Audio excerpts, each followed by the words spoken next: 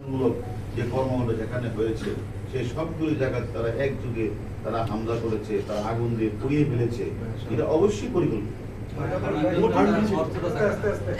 মাননীয় additional commissioner, আমরা এই ঘটনাগুলি যারা ঘটিয়েছে, আমরা অনেক ইন্ধনদাতা, অর্থদাতা, অস্ত্রদাতা এবং অসৎ দিয়েছেন যারা, অনেককে আমরা আইনের আওতায় নিয়ে এসেছি, জিজ্ঞাসাবাদ করছি। জিজ্ঞাসাবাদের প্রেক্ষিতে তাদের সাথে আরো কারা ছিল তাদেরকেও আমরা খুঁজে বের করছি। আমরা মনে করি প্রত্যেকটা ঘটনায় আমরা সুষ্ঠুভাবে তদন্ত করে যারাই এর সাথে জড়িত সবাইকে আমরা আইনের আওতায় নিয়ে আসবো এবং আমরা কোনো নিরপরাধ ব্যক্তিকে আমরা বলে হেয় করবো না। গত শুক্রবারে আমরা একটু ভিন্ন প্রসঙ্গ যে গত শুক্রবারে আপনারা নিরাপত্তার স্বার্থে কোটা আন্দোলনের 3 সমন্বয়কে এনেছেন এবং গতকালকে আপনি একটা বক্তব্য দিয়েছেন, গত সন্ধ্যাতেও সার্জিস এবং হাসনাতকে আবার এনেছেন। আসলে পুরো বিষয়টা কি যদি একটু বলতেন, কেন এনেছেন, তাদের অবস্থা কি? দেখেন, আমাদের যারা এই ধরনের ধ্বংসলীলা চালিয়েছে, বিভিন্ন স্থাপনায় আগুন লাগিয়েছে, এই সকল দুর্বৃত্তদের, এই সকল জামাত শিবির চক্রদের যেমন ধরা দায়িত্ব আমাদের কাজ, আবার আমাদের পুলিশের একটা কাজ হচ্ছে যদি কেউ নিরাপত্তাহীনতায় ভুগে এবং তারা যদি বিভিন্ন জায়গাগুলিতে বলে যে আমাদের যে কোনো সময় আমাদের বিপদ হতে পারে, সেটা আমরা জানার পরে আমাদের নৈতিক দায়িত্বটাই হচ্ছে তাদেরকে সেফলি নিয়ে আসা। নতুবা আর এটা কেন আপনারা হয়তো বলতে পারেন যে শুধু তাদের ক্ষেত্রে কেন, আপনারা জানেন এই লোকগুলিকে ঘিরেই, এই কোমলমতি শিক্ষার্থীদেরকে ঘিরেই কিন্তু একটি অসাধু চক্র জামাত বিএনপি, যারা তাদের সুযোগকে অনুপ্রবেশ করে তারা ঢাকা শহরকে, তারা একটা গণতান্ত্রিক সরকারকে তারা পতন ঘটাতে চেয়েছিল। তারা রাষ্ট্রের সবচেয়ে গুরুত্বপূর্ণ স্থাপনাগুলিতে তারা আগুন লাগানোর চেষ্টা করেছিল পূর্বকল্পিতভাবে।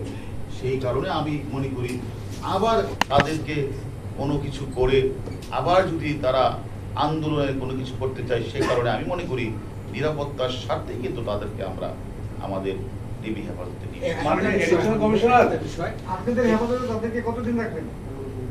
ওটা আমরা তাদের সাথে কথা বলবো, তার পরিবারের সাথে কথা বলবো।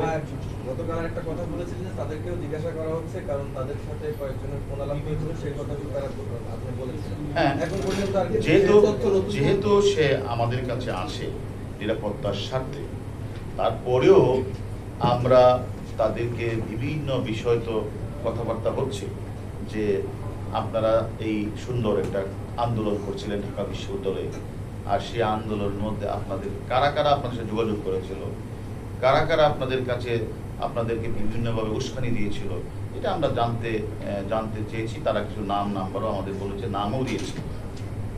মাননীয় এডিশনাল কমিশনার, আপনি নিরাপত্তা দিচ্ছেন, সবার নিরাপত্তা আপনারা দিচ্ছেন আইন শৃঙ্খলা বাহিনী। আসলে দেখেন, এই কথাটা আপনাদের বলছি, বাংলাদেশের অনেক যারা বিভিন্ন ধরনের তাদেরই কি বলে যারা ফেসবুকে লেখালেখি করে, অনেকের নাম্বারকে ঘিরে অনেকে কিন্তু বিভিন্ন ধরনের গুজব ছড়াচ্ছে। এটা আপনার লোকের যে আমি বাংলাদেশ থেকে পালিয়ে গিয়ে গুজব দিয়েছিলাম, তাই না? এই বিশ্বাস করছেন? অনেকে আমাদের রাষ্ট্রের অনেক ব্যক্তির নামে কিন্তু অনেক গুজব আসছে, এটা তো বিশ্বাস করেন না। তাহলে এটাও বিশ্বাস করার কোনো কারণ নাই যে আমরা সিকিউরিটির স্বার্থে যাদেরকে আমরা এনেছি তাদের নিয়ে যদি কেউ গুজব ছড়ায়, সেটা আপনারা বিশ্বাস করেন। গুজবই তারা এই গুজবটা ছড়িয়ে তারা তাদের ভিউ বাড়িয়ে তারা কিছু টাকা ইনকাম করতে চায়, এটা আপনারা বিশ্বাস করবেন। মাননীয় এডিশনাল কমিশনার, তিন সমন্বয় একটা নেগেটিভ মেসেজ সুযোগ পাবেন না, কোনোভাবে নেন না, একটা নেগেটিভ মেসেজ যাচ্ছে যে যারা আন্দোলনের মূল, যারা আন্দোলনকারী শিক্ষার্থী, তাদেরকে আপনারা ভয়ভীতি দেখাচ্ছেন, তারা যেন আর একত্রিত না হতে পারে। আমি তো বলছি এই গুজবকে আপনারা বিশ্বাস করবেন। আমরা ডিবিতে আপনারা বহুদিন যাবত আপনারা আমাদের অনেক বিষয়ে আমরা অনেককে গ্রেফতার করেছি আইনের স্বার্থে, আমরা অনেককে আইনের আওতায় নিয়ে এসেছি। এবং কখনো যারা আমার মামলার আসামি তারা তো কখনো আপনাদের বলে নাই। যারা আমাদের মামলার আসামি ছিল, যারা পুলিশ মার্ডারের মামলার সাথে জড়িত ছিল, যারা 28শে অক্টোবরে আমাদের প্রধান বিচারপতির বাসভবনে হামলা করেছিল, আমাদের হাসপাতালে হামলা করেছিল, সেই সময়ও তো আমরা অনেক আসামিকে ওই সকল ঘটনার সম্পৃক্ত থাকার কারণে আমরা গ্রেফতার করছিলাম। সে সময় তো আপনারা আমাদেরকে প্রশ্ন করেন নাই যে সেখানে তাদের প্রতি অন্যায় করা হয়েছিল। আজকে যে মানুষটাকে আমরা নিরাপত্তার স্বার্থে নিয়ে এসেছি, ওইসব এই গুজব আপনারা কখনো বিশ্বাস করবেন না। মানে এডিশনাল কমিশনার তাদের পরিবারের পক্ষ থেকে এবং গতকাল কয়েকজন শিক্ষক যারা এসেছিলেন তারা বলছেন যে যদি নিরাপত্তা দিতে হয় তাহলে তাদের তার পরিবারের মাধ্যমে ওটা কে কি বলছে সেটা আমি জানি না। আমরা এখনো এ ধরনের কোনো মানে পরিবারের পক্ষ থেকে কোনো আবেদন পাই নাই যে বা আমাদের কাছে কেউ কিছু বলে নাই। আমরা বিষয়টা বলেছি যে আমরা যেখানে যাক তার তো সিকিউরিটি দরকার। আমরা জাস্ট সিকিউরিটির স্বার্থে, নিরাপত্তার স্বার্থে তাদেরকে আমরা এনেছি এবং আমরা তাদেরকে ওই আন্দোলন সম্পর্কে টুকটাক জিজ্ঞাসাবাদ করছি। পরিবারের পক্ষ থেকে যদি আবেদন করা হয় তাদেরকে, তাহলে আমি তো সেটাই বলছি, সেটা অতীতের ভবিষ্যতের গত ভবিষ্যতে।